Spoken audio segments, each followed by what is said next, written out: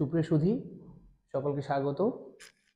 আজকে আমরা একটি ভাষা বিজ্ঞানের উপর ক্লাস করার চেষ্টা করব। আমরা জানার চেষ্টা করব ভাষা দিয়ে একটি সমাজ ব্যবস্থা, একটি সমাজের অর্থনীতির মানদণ্ড, একটি সমাজ কতটুকু উৎকর্ষ সাধিত হলো, একটি সমাজ কতটুকু প্রগতিশীল, সেটিকে নিয়ে আমরা বিচার করতে পারি কিনা, বিচার বিশ্লেষণ করতে পারি কিনা, মূল্যায়ন করতে পারি কিনা, সে জায়গাটার উপর দাঁড়িয়ে আমরা কথা বলতে চাচ্ছি মূলত। এখন আমরা একটি সমাজের অর্থনীতিকে মাপবো কিভাবে? আমরা যদি মনে করি যে জনগণ কি হাসছে কিনা, জনগণ কি ভালো মন্দ খাচ্ছে কিনা, সবার যে শরীরের অবকাঠামোগুলি রয়েছে, সবার শারীরিক অবকাঠামোগুলি এক কিনা। দেখা গেল আপনার শরীরের ওজন 80 কেজি, আমার ওজন নাই। আপনার ভুঁড়ি আছে, আমার ভুঁড়ি নাই। আপনার শরীরের পোশাকগুলি ভিন্ন রকম, আমার শরীরের পোশাকগুলি ভিন্ন রকম কেন? আর আপনার আয় হলো প্রতি মাসে 70,000, আমার হলো 20,000। এই যে আয় বৈষম্যগুলি, এই যে শারীরিক পোশাকের বৈষম্যগুলি, এবং আমাদের শারীরিক যে ভুঁড়িগুলি রয়েছে, আমার ভুঁড়ি নাই, আপনার ভুঁড়ি আছে, বা আমার ভুঁড়ি আছে, আপনার ভুঁড়ি নাই। আপনার শরীরটা বেশ নাদুস নুদুস, আমারটা নাদুস নুদুস না। আপনি আপনার মেয়ের বিয়েতে অনেক টাকা খরচ করে বিয়ে দিচ্ছেন, আমি দিতে পারছি না, আমার বিয়েই হচ্ছে না। তো যে ব্যাপারগুলি ঘটছে, কেন ঘটছে আসলে, এগুলি কি কারণে ঘটছে? এখন আমরা আসলে এটাকে অর্থনৈতিক উন্নয়ন বলবো কিনা? আমরা কি আমরা আমরা আসলে যেমন ভুটান, তাদের মূলত যে প্রবৃদ্ধির ব্যাপারটা, উন্নয়নের ব্যাপারটা তাদের মূলত সুখ দিয়ে মাপা হয়। আমরা আসলে সুখ মাপবো কিভাবে? আমাদের কি সুখ মাপার কোনো মেশিন আছে? আমরা আসলে কতটুকু সুখী কিভাবে মাপবো? আমরা যদি রাস্তাঘাটে নেমে যাই, আমরা যদি লোকজনের মুখের দিকে তাকাই, তারা কি হাসছে? তাদের মুখে কি উৎফুল্ল? তারা অফিস যাচ্ছে খুব আনন্দ করে, অফিস থেকে আসছে খুব আনন্দ করে, তারা বউ বাচ্চা মিলে উল্লাস করছে, এরকম কোনো ঘটনা কি ঘটছে? আমরা এই জিনিসটা লক্ষ্য রাখতে হবে। কিছু লোক মাঞ্জা মেরে বুট কোট টাই টুই পরে হাঁটছে, একটি বিশেষ সমাজ, এবং তারা আসলে হালাল উপার্জন করছে কিনা, তারা আসলে সৎভাবে জীবনযাপন করছে কিনা, তারা যতটুকু বেতন পাওয়ার কথা ছিল, তারা কি ততটুকু বেতন দিয়ে কি যে জীবনটা লিড করছে, তারা কি সেটা লিড করছে কিনা, এটা নিয়ে আমাদের সন্দেহের জায়গাগুলো তৈরি হচ্ছে। আমাদের বর্তমান যে সমাজ ব্যবস্থা রয়েছে, এখানে রাজনৈতিক একটি বর্গ রয়েছে, তারা সবসময় বলার চেষ্টা করছে যে আমরা জনগণের সেবায় নিয়োজিত, আমরা জনস্বার্থে কাজ করছি।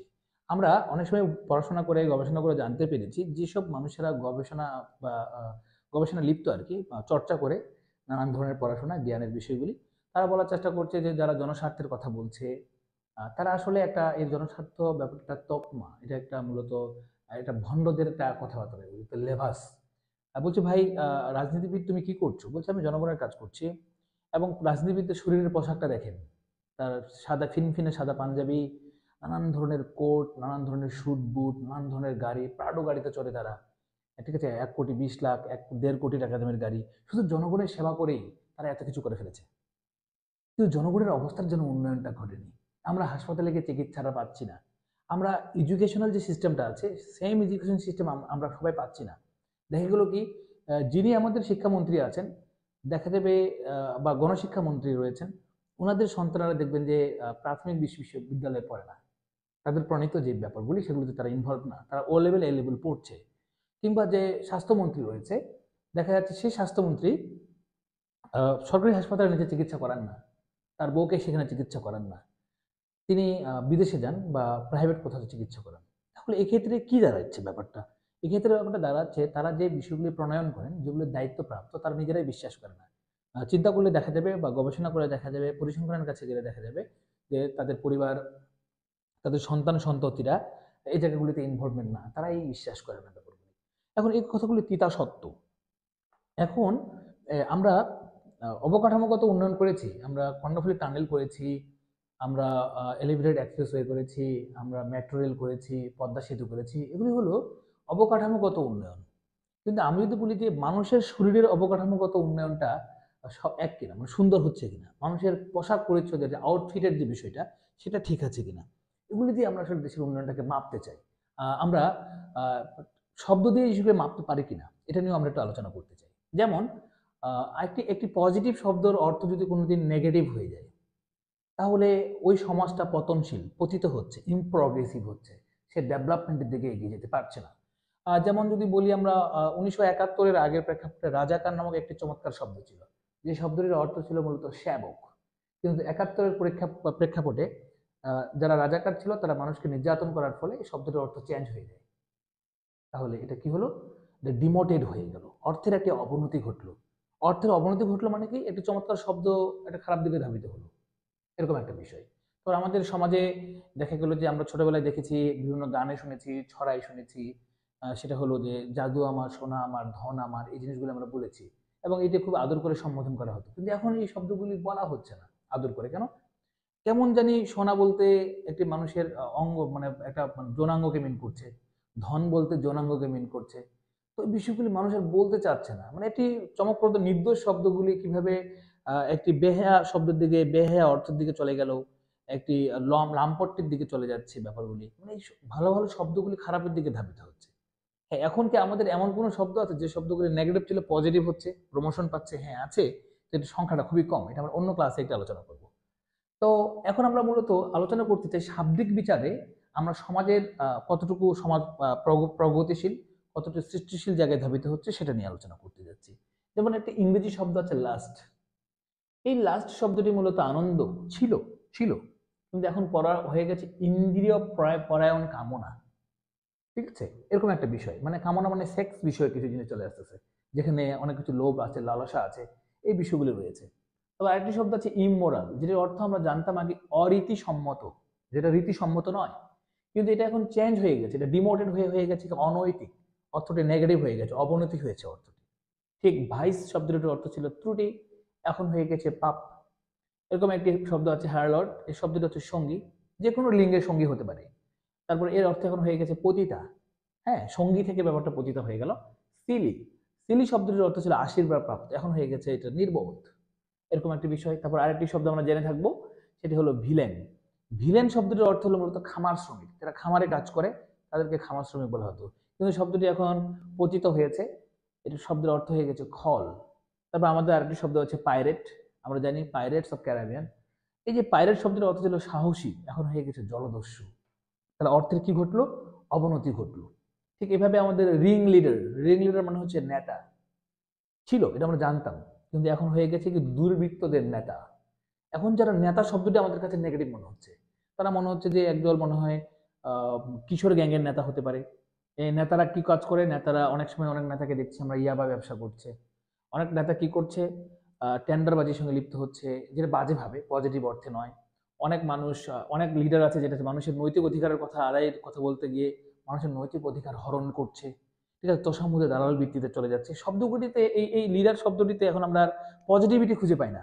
যেমন আমরা আগে পেয়েছি বঙ্গবন্ধু আমাদের নেতা ছিল, তারপর আমাদের যারা ভাষা আন্দোলনে যারা কাজ করেছে তারা আমাদের নেতা ছিল। ওদের ব্যাপারটাতে আমাদের কাছে খুব পজিটিভ একটা একটা একটা ভিজুয়ালাইজেশন তৈরি হচ্ছে, একটা পিকচার হচ্ছে, পজিটিভ একটা পিকচার। কিন্তু এখনকার ব্যাপারটাতে নেতা মানেই মনে হচ্ছে মনে হয় অসৎ কিছু, সে বিশাল মুডি, বিশাল ভাবসাব নিয়ে দাঁড়ায় থাকে, কথা বলে না, জনগণের সঙ্গে সে ডিটাচড, এরকম মনে হয় আর কি। পজিটিভ থিঙ্কিং আসতেছে না আমাদের মাথায়। যাই হোক, তারপর এই যে একটা নাগর নামক একটি শব্দ আছে, নাগর বলতে বোঝাচ্ছে যারা নগরে বসবাস করে, নাগরিক, তাদেরকে বলা হচ্ছে। কিন্তু এই শব্দটির অর্থ অবনতির দিকে গেছে। এটা নাগর বলতে বোঝাচ্ছে যে যে কি হতে পারে, যে প্রেমিক হতে পারে, মানে যা হতে পারে যে তুমি তোমার নাগরের সঙ্গে দেখা করেছো, অর্থটি আসলে নেগেটিভ ভাবে নেওয়া হচ্ছে। গ্রাম্য মানে কি, যে গ্রামীণ মানুষ, এটা বোঝানো হচ্ছে। এখানে এখন এই শব্দটি উৎকর্ষ সাধিত করেনি, এটা অপকর্ষের রূপ লাভ করেছে। এই গ্রাম্য মানে হচ্ছে অশিক্ষিত, অমার্জিত এবং অসংস্কৃত, এইটাকে মিন করা হচ্ছে। সেক্ষেত্রে এই গ্রাম্য শব্দটি আর পজিটিভ অর্থে যাচ্ছে না। মহাজন মানে হচ্ছে সমাজের ধনী মানুষ, ভালো মানুষ, এরকম এটা অর্থ ছিল এরকম। কিন্তু এখন এই শব্দটির অর্থ দাঁড়িয়েছে, এটা মানে হচ্ছে সুদখোর, ঘুষখোর। আমরা এই সমাজ ব্যবস্থা দেখি যে একজন সুদখোর লোক মসজিদের প্রথম সারিতে দাঁড়িয়ে থাকে এবং সুদখোর লোক সে দানও করে। ঠিক আছে, এরকম সুদের টাকা না দিতে বলে কারো ঘরের টিন খুলে নিয়ে যায়, ছাগল ধরে নিয়ে চলে যায়। শব্দগুলোর অর্থ চেঞ্জ হয়ে গেছে। প্রেম শব্দটির অর্থ এখন ভালো কিছু না। এখন যদি আমি বাড়িতে গিয়ে বলি যে মা আমি তো প্রেম করছি, বাবা আমি তো প্রেম করছি, বা আমার বোন যদি আমাকে আসে বলে ভাই আমি তো প্রেমে পড়েছি, ব্যাপারটা আমি পজিটিভলি নিতে পারছি না। তো সমাজটা অসহনশীল অবস্থায় দাঁড়িয়ে গেছে। আমরা ওপেনে ঘুষ নিতে পারি, ওপেনে মানুষকে চাপাতি দিয়ে কুপিয়ে মেরে ফেলতে পারি। 21-এর বইমেলায় অভিজিৎ রায়ের মতো একজন রাইটারকে আমরা মেরে ফেলেছি। ঠিক আমি যদি ওপেনে কাউকে কিস করি, এটা অপরাধ হয়ে যাচ্ছে আমার কাছে। তো এই সমাজটা কতটা অসহনশীল এবং ইমপ্রগ্রেসিভ হয়ে গেছে। প্রেম মানে লাম্পট্যকে মিন করা হচ্ছে। যেমন কৃষ্ণ একসঙ্গে অনেকগুলো নারীর সঙ্গে প্রেম করেছে, কেউ করে বলেছে 1600, কেউ বলছে 16,000, প্রেমের দেবতা, প্রেমের যে সে ইত্যাদি। এটা লাম্পটের দিকে চলে গেছে, এটাকে পজিটিভলি দেখা হয় না। দ্বন্দ্ব বানানটা আমাদের মনোযোগী হতেও, দুটার নিচে ব আছে। দ্বন্দ্ব মানে একসময় ছিল আসলে মিলন, এখন হয়ে গেছে কি বিরোধ। অর্থগুলি কেন চেঞ্জ হয়ে যাচ্ছে আসলে? হ্যাঁ, রাজনীতিবিদ মানে হলো রাজনীতি বিশেষজ্ঞ, আমরা জানতাম। রাজনীতিবিদ মানে বিশাল ব্যাপার স্যাপার একটা। কিন্তু রাজনীতিবিদ বলে না, তো নীতিহীন লোক মনে হচ্ছে এখন। আমার মনে হচ্ছে বিশৃঙ্খল লোক, খুনি, রাহাজানির সঙ্গে লিপ্ত, মুখে মুখে ভালো কথা বলে কিন্তু ভিতরে ভিতরে সে অন্য কিছুকে লালন করে। এই রাজনীতিবিদ শব্দটি আর পজিটিভ অর্থ নেই এরকম। ভদ্রলোক মানে কি, যে সমাজে সে ভদ্রলোক মানে হচ্ছে সে অন্যায়ের প্রতিবাদ করে না, সে সুবিধাবাদী লোক। এই শব্দটি পজিটিভ না। সমালোচক মানে কি, আমি আপনার একটা তত্ত্ব বা একটি নীতি বাস্তবায়ন করেছেন যেটার বিরুদ্ধে আমি কথা বলছি বা গঠনমূলক সমালোচনা করছি, যে ব্যাপারটা এরকম হলে ভালো হতো। আপনি ফিনল্যান্ডের শিক্ষা ব্যবস্থা বাংলাদেশে প্রণয়ন করছেন, কিন্তু ফিনল্যান্ডের টিচিং যে প্রফেশন যারা পড়াবে তাদেরকে আপনি ট্রেন আপ করছেন না যথেষ্টভাবে। একদিন আপনি বাস্তবায়ন করতে পারবেন না। হ্যাঁ, আমরা এদেরটাকে সাধুবাদ জানাই যে আপনি করতে পারবেন, কিন্তু আপনি শুরু থেকে তো একটা জিনিস নিরেটভাবে তৈরি করতে পারবেন না, ধীরে ধীরে হবে হয়তো। কিন্তু আমি যখন কথাগুলি সমালোচনাটা করছি যে যারা টিচার হওয়ার যোগ্যতা নাই তাদেরকে আপনি টিচার বানাচ্ছেন, ইভেন যাদের মন্ত্রী হওয়ার যোগ্যতা নেই তাদেরকে আপনি মন্ত্রী বানাচ্ছেন। মন্ত্রী হওয়ার নীতিটা কি আসলে? এই বিষয়গুলো যখন বলি তখন আপনার গায়ে নিয়ে নিচ্ছেন আপনি ব্যাপারটা। আরে ভাই, আমি কথা বলছি, আমার কথাগুলো শুনেন আপনি। আপনার যদি মনে হয় যে ব্যাপারটা থেকে কিছু নেওয়া যাবে তো নিবেন, যদি কিছু নেওয়া না যায় তো নিবেন না। আপনার কথা বলতে দিতে যাচ্ছেন না কেন? তাহলে এই সমালোচক যে ব্যাপারটা ছিল, যে সমালোচনার জায়গাটি রয়েছে, এটা এখন নিন্দুকে পরিণত হয়েছে। আমরা মনে করছি এটা নিন্দা করছে, আসলে নিন্দা না।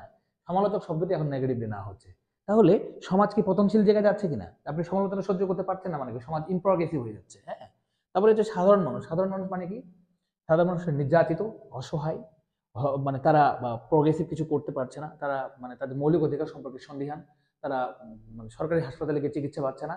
এই অসহায় মানুষগুলোকে সাধারণ মানুষ বলা হয়ে থাকে মূলত এই জায়গায় বই থেকে। তো আমরা এই যে শাব্দিক বিচারে একটি সমাজের পতনশীল হচ্ছে নাকি একটা ভালো জায়গায় ধাবিত হচ্ছে, সেটাকে আমরা এই সব শব্দের বিচারে জেনে থাকলাম। আমার মনে হয় যারা এই ক্লাসটি বা এই ক্লাসটি জনগণের ক্লাস, যারা এই ক্লাসটি উপভোগ করে তুললেন নিজেদেরকে বা মনে করলেন যে এটা ক্লাসটি উপভোগের হলো, আমার মনে হয় তাদের জ্ঞানের মাত্রায় তারা নতুন কিছু যোগ করতে সমর্থ হলেন। সকলকে ধন্যবাদ।